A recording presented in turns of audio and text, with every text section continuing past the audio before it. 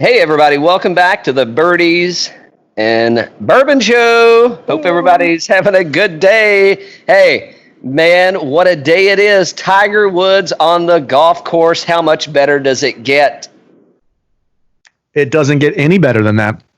I've been waiting on the big cat for a while now. I had over 100 days or some shit. I mean, it's been a long time, man. Yeah, well, when we watched him with the charity match, we made the comment that he was not watching balls land when he drove them. And I saw some of that again this morning. I saw it early this morning, like, oh my gosh, Well, I don't think he's watching them today, man. I mean, he's hitting. That's what I'm saying. He's not watching the land either. He's averaging over 300 yards. He's hitting more than 50% of the fairways. His irons, maybe the greatest iron player ever. And he's over 80% today, greens in regulation. I mean, that dude is, if he could get that flat stick going, he's going to be money. Now, the scary part of that is if it trends downward, we're going to see him on the weekend. Yeah, I mean, so he's been up and down, right? So kind of a shaky first round where it looked like, I think he was like under 2 and going into 3 or something. I mean, he came out pretty much on fire. Birdied two of the first 3 holes, and then he's kind of flat, and then he bogeys 2 of the last 4 holes. So, but hey, man, I mean, this course has eaten everybody up, except for Gary Woodland that pulled out the old 1991 Wilson driver. He's like, let me get Old Faithful out, and he's lighting it up. But no, I mean, it's good to see him. It's bittersweet, man, because you know what? We're going to get to watch him. I hope we get to watch him through the weekend. And then we're going to be on delay again. And it's going to be like 3 or 4 weeks before we see him back out there. So, Well, he's kind of treating this as his warm-up for the majors, right? Because they're coming up in a couple of weeks, like you said. So the course is playing extremely tough from what I can tell. A lot of guys that I thought would be, shoe-ins for top of the leaderboard kind of struggling out there today. So, I mean, Tiger, coming out fighting, and he plays this course well. He's won this thing 5 times or so. So, I mean, 83% greens in regulation, just that, like you said, that flat stick. He's losing strokes in the flat stick. So, with that putter contraption he's got down there at the compound, you'd think he'd be doing better. Doesn't he have this entire course probably programmed? Oh, yeah. I mean, hit it, man. Muirfield, push the button, and it sets it right up.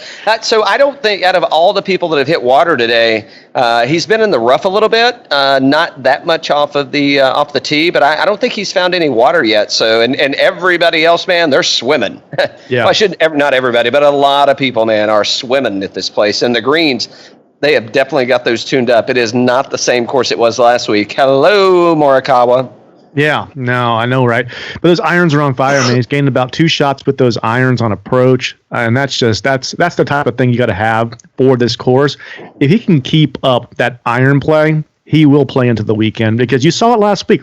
The 2 guys in contention on Sunday last week were the hottest iron players in the game. Ball striking for sure. People were saying Morikawa could be one of the best iron players ever. JT certainly is.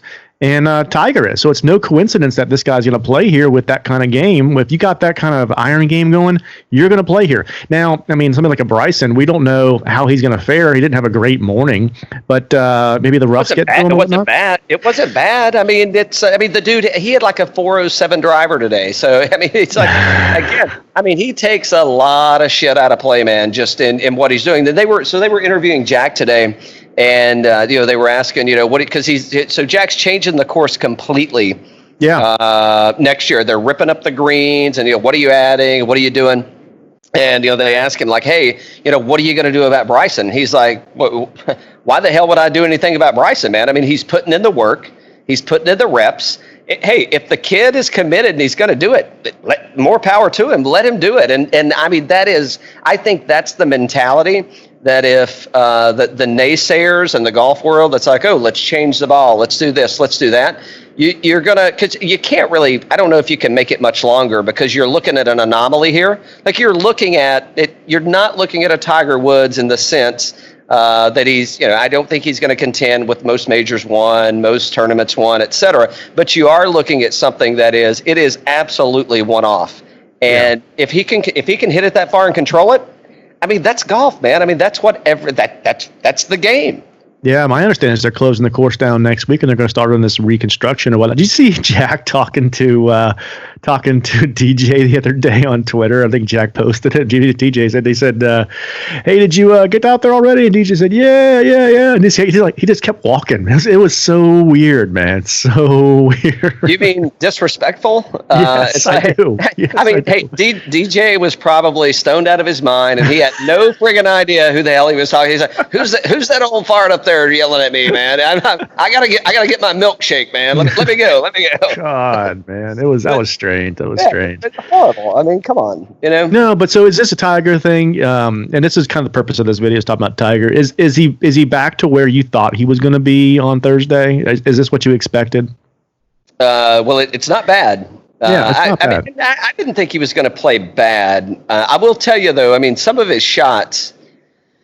I don't want to say he looks injured, but he looks very labored, and it's I mean, he's 44, so yeah, hey, I know it feels kind of almost, but I mean, my thing is, it's like he shouldn't be labored, right? I mean, he ain't practicing that hard down in Jupiter that he should be tired, and he's already kind of like so.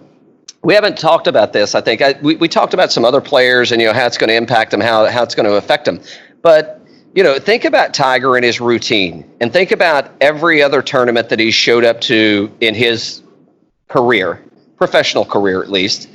I mean, he's had a process, and golf, right? I mean, if you're going to make it, I don't know, and we'll never know.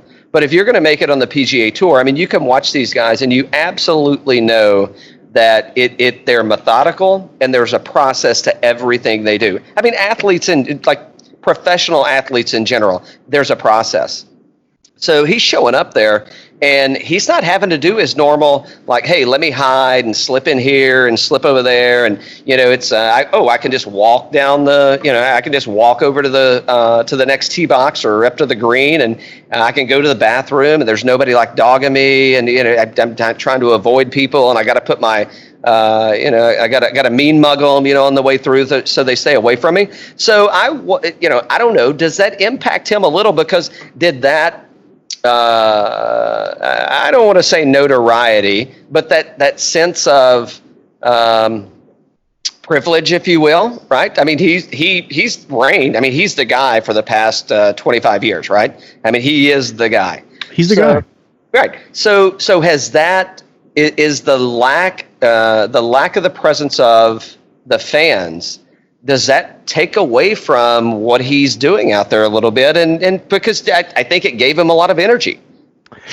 I think it gave him a lot of energy. I think it gave him a lot of intimidation. I think it gave the players playing with him a little bit more of a ride, in terms of just, I think it was fun for them to be able to go out there and hear those roars firsthand. I mean, we've all been to majors on Sundays. There's nothing like those roars. And he hears those things all the time. It is intoxicating to where you can just, it takes you to another level. It makes you go into like a dreamland, right? I mean, and yeah, I think he's going to miss that.